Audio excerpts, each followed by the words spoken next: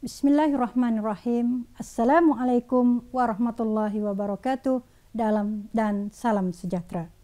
Kepada anak-anak pelajar, rakan-rakan guru, para ibu bapa di luar sana, cikgu doakan semoga anda semua sihat walafiat dan bersemangat untuk mengikuti pelajaran kita kali ini.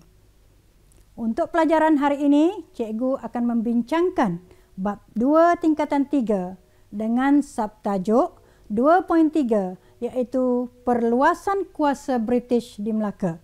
Cikgu percaya anak-anak telah menonton video yang telah kita sediakan yang telah dibincangkan oleh cikgu-cikgu sebelum ini untuk tajuk sebelum-sebelum ini. Okey, sebelum itu cikgu perkenalkan nama cikgu dahulu. Cikgu ialah Cikgu Hasnah binti Jusoh, guru sejarah daripada SMK Ketereh, Kota Baru, Kelantan. Fokus perbincangan cikgu hari ini ialah bagaimana British meneruskan usaha menguasai Melaka selepas berjaya menguasai Pulau Pinang dan Singapura. Pelajar-pelajar sekalian, pelajar-pelajar tentu masih ingat dalam pelajaran yang lepas bagaimana cara British menguasai Pulau Pinang dan Singapura. British menguasai Pulau Pinang menggunakan cara eksploitasi. Dan strategi British untuk menguasai Singapura ialah menggunakan cara memanipulasi isu pelantikan Sultan Singapura ataupun Sultan Empire Johor Riau. Dan hari ini anak-anak kita akan belajar pelajaran seterusnya iaitu bagaimana British menguasai Melaka pula setelah berjaya menguasai Pulau Pinang dan Singapura. Seterusnya, baiklah, bagaimana British menguasai Melaka? Siapa yang tahu? Ya, British menguasai Melaka melalui strategi pakatan dengan Belanda. Ingat ya anak-anak, pakatan dengan Belanda. British menggunakan strategi pakatan dengan Belanda untuk menguasai Melaka kerana British mempunyai hubungan dengan Belanda. Kenapa British menggunakan strategi pakatan? Apakah faktor-faktornya? Baiklah.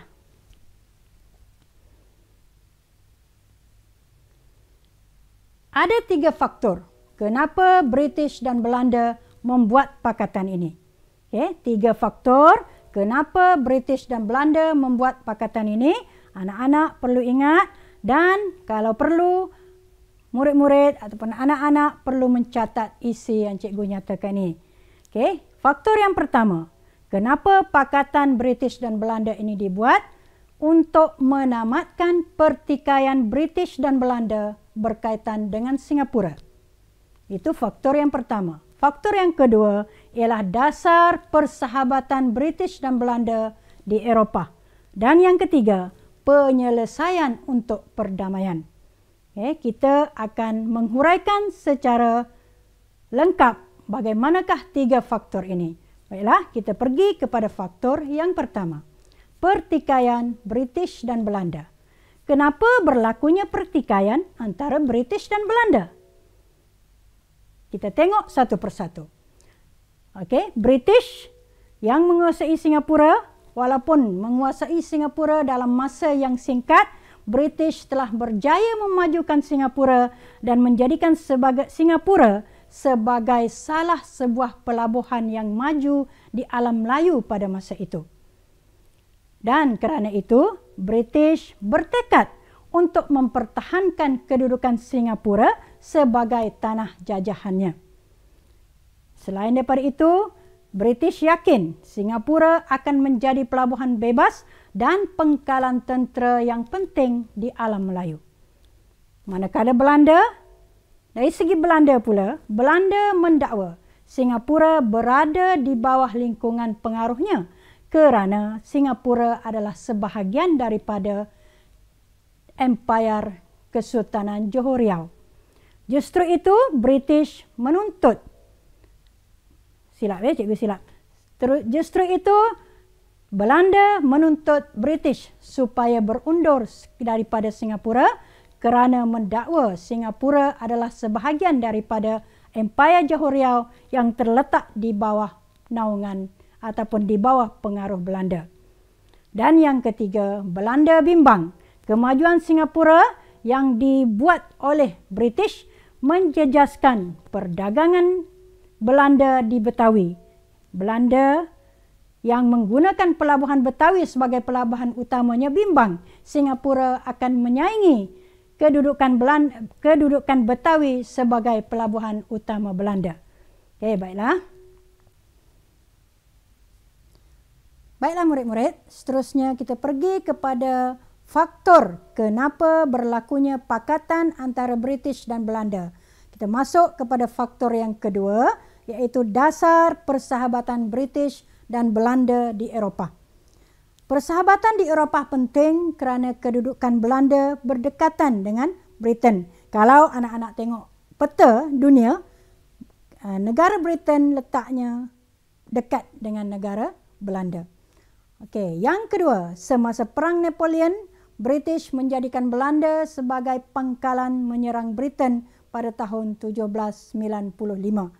Jadi, Britain bimbang sekiranya berlaku peperangan antara mereka akan berlaku pelbagai lagi masalah di Eropah.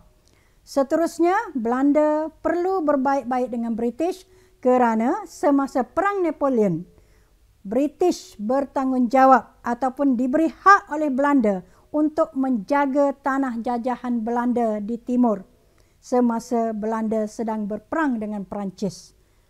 Itu faktor yang kedua. Faktor yang ketiga ialah kenapa berlakunya pakatan antara Belanda dan Britain. Faktor yang ketiga ialah penyelesaian dan perdamaian. Faktor yang ketiga ialah penyelesaian untuk perdamaian.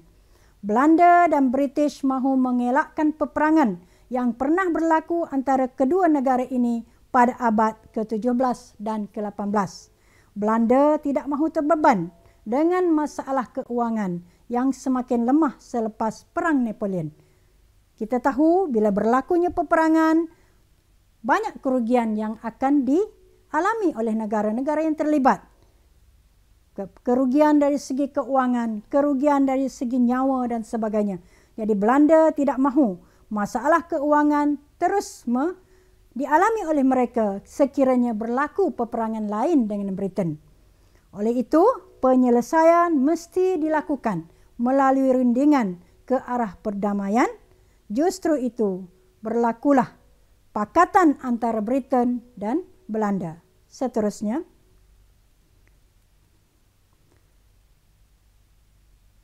kesan daripada pakatan British dan Belanda ini membawa kepada terserahnya ataupun berkuasanya Britain ke atas Melaka.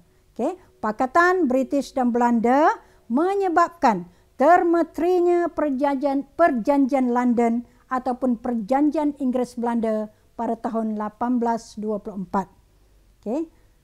Perjanjian ini bertujuan. Kenapa perjanjian ini dibuat? Bertujuan untuk menamatkan pertikaian antara British dan Belanda demi kepentingan masing-masing di alam Melayu. British dapat menguasai Melaka apabila berlaku pertukaran wilayah antara British dan Belanda.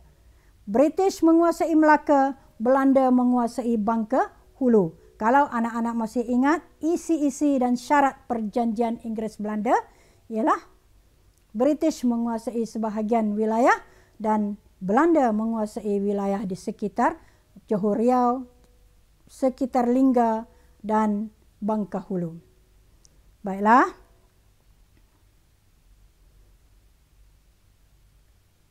Rumusan daripada bab ini ialah British telah menggunakan pelbagai strategi untuk meluaskan kuasa di alam Melayu. Antara strategi yang digunakan ialah tipu muslihat. Bila mana British mendapatkan Pulau Pinang daripada Sultan Kedah. Kemudian British menggunakan strategi manipulasi politik, iaitu untuk mendapatkan Singapura daripada Sultan Abdul Rahman dan menggunakan pakatan dengan kuasa barat lain untuk menguasai Pulau Pinang, untuk menguasai Melaka. Jadi, strategi-strategi ini digunakan oleh British bagi meluaskan penguasaannya ke atas negeri-negeri Melayu. Seterusnya, iktibar ataupun nilai yang kita boleh dapat daripada tajuk ini, iaitu tajuk penguasaan British ke atas Melaka, ialah kepentingan mempertahankan kedaulatan negara daripada pencerobohan asing. Kerana itu, murid-murid mesti mempunyai ilmu pengetahuan supaya kita dapat menjadi insan yang berilmu bagi mempertahankan kedaulatan negara daripada pencerobohan kuasa asing. Hanya ilmu yang dapat memberikan kita kuasa, memberikan kita hak dan memberikan kita idea bagaimana untuk memajukan, untuk menguasai negara kita sendiri. Seterusnya, kita perlu sentiasa berwaspada terhadap anasir yang boleh menggugat kedaulatan negara. Sekian, terima kasih. Semoga kita berjumpa lagi di pelajaran yang seterusnya. Assalamualaikum warahmatullahi wabarakatuh.